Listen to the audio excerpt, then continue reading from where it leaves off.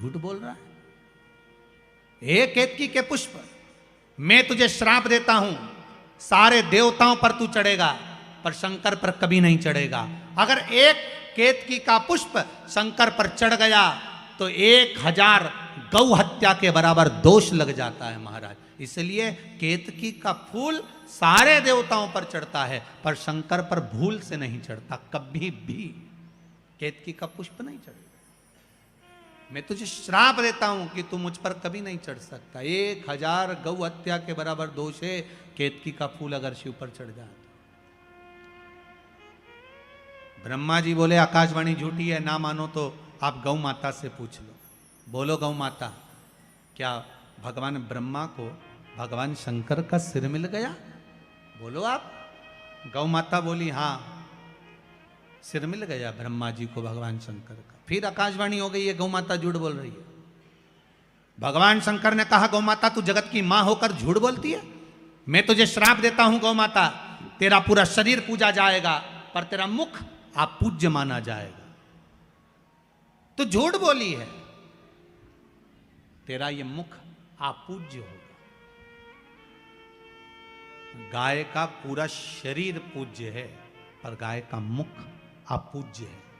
हिंदू धर्म में कन्यादान, वस्त्रदान, अन्नदान, स्वर्णदान, भूमि दान, मुद्रा दान, जितने दान होते हैं सब सामने से होते हैं। हिंदू धर्म में केवल एक दान ऐसा है, गौ दान, जो गाय की पूंछ पकड़कर करना पड़ता है।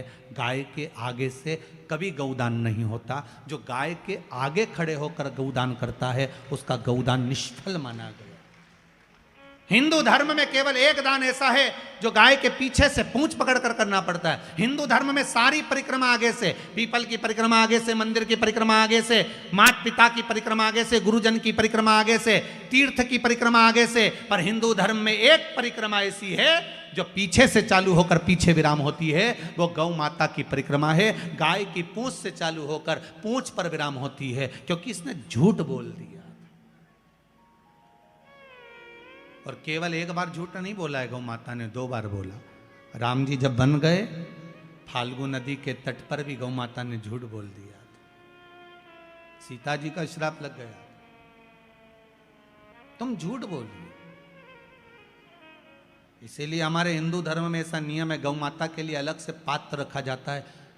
पहले अगर आप लोग राजस्थान साइड में कभी गए होगे, मारवाड़ में कभी गए होगे, तो आप लोगों ने ध्यान दिया होगा, घर के बाहर पत्थर का इतना बड़ा कुंडा रखा रहता था। उस कुंडे में भोजन ले जाके डालते थे, गाय उसे खाती थी। घर के पात्र को झूठा नहीं करने देते थे, घर के पात्र को झूठा नहीं करने देते थे, क्योंकि वो पात्र अगर गौ माता झूठा कर देती थी, फिर उसमें गंगा जल भर कर रखो, 7 बार अग्नि में तपाओ, फिर 3 बार गंगा जल भर कर रखो, तब वो पात्र घर में कार्य लेते थे, पर भगवान की सेवा में नहीं जाता था, क्योंकि झूठ बोली है,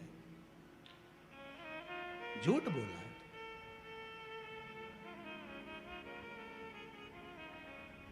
और देखिए वही गौ माता जिसने झूठ बोला, वही गौ माता शंकर से बाद में निवेदन करती है कि दुनिया के लोग मुझे पूछेंगे नहीं, आप कृपा कर दो। शंकर भगवान ने कहा तू क्यों चिंता करती है गौ माता, भले तू झूठ बोल ली पर मैं शिव हूं, मेरे को लोग ओघड़ी कहते हैं, चिंता मत कर, मेरा एक जन्म तेरे गर्भ से होगा। गौ माता तेरे गर्भ से जन्म लूंगा, तू क्या चिंता करती है। और आप सबने कथा सुनी होगी, गाय गौ माता जब अपने पुत्र मनोरथ को दूध पिला रही थी, गाय जब अपने बेटे मनोरथ को दूध पिला रही थी, तो कामधेनु गाय जब दूध पिला रही अपने पुत्र मनोरथ को, तो वो दूध का फेन उड़ गया था, उड़कर वो शंकर भगवान के ऊपर चले गया था। शिव जी के ऊपर जैसे ही गाय के दूध का फेन गया, झूठा फेन चले गया, जाते से ही शंकर भगवान उठकर खड़े हो गए। गौ माता को लगा कि भोलेनाथ मेरे पुत्र को मार देंगे। शंकर जी ने इशारा करा, गौ माता ने मुख को खोला और तेज श्वास ली। श्वास लेते से ही शंकर भगवान को गाय निगल गई। शिव जी गौ माता के पेट में जाकर बैठ गए।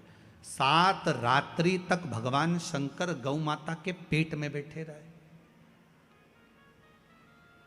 अब जरा ध्यान दीजिएगा, जिस गौ माता के पेट में शिव बैठे हैं, उस गौ माता के पेट में आप लोग जो भोजन पॉलीथीन में डालकर बाहर पटक देते हो, गाय वो खा जाती है और वो पॉलीथीन गाय के पेट में जाती है, वो कैंसर बना देती है। जरा विचार करिए गौ माता को कितना कष्ट होता हो, कितना दुख। 7 रात्रि तक भोलेनाथ माता गौ माता के उदर में बैठे रहे, पेट में बैठे रहे। जब गाय के पेट में मेरा भोलेनाथ बैठा रहा, हाहाकार मच गया। शिव कहाँ गए ढूंढने के लिए प्रयास करा गया, अथक प्रयास माता पार्वती जी ने करा। तब मालूम पड़ा कि गौ माता निगल गई शिव जी को। तब गौ माता से प्रार्थना करी गई और गाय से प्रार्थना कर कर गौ माता के उदर से भगवान शंकर को प्रकट करा गया। गौ माता ने कहा मेरा पुत्र नंदी बनकर आप प्रकट हो, और शिव जी नंदी ध्वज बनकर प्रकट होते हैं, स्वयं नंदीश्वर बनकर। कोई साधारण है? गौ माता पूज्य बना दिया वापिस मेरे शिव, वापिस पूज्य बना दिया। शंकर है ही ऐसा। मेरा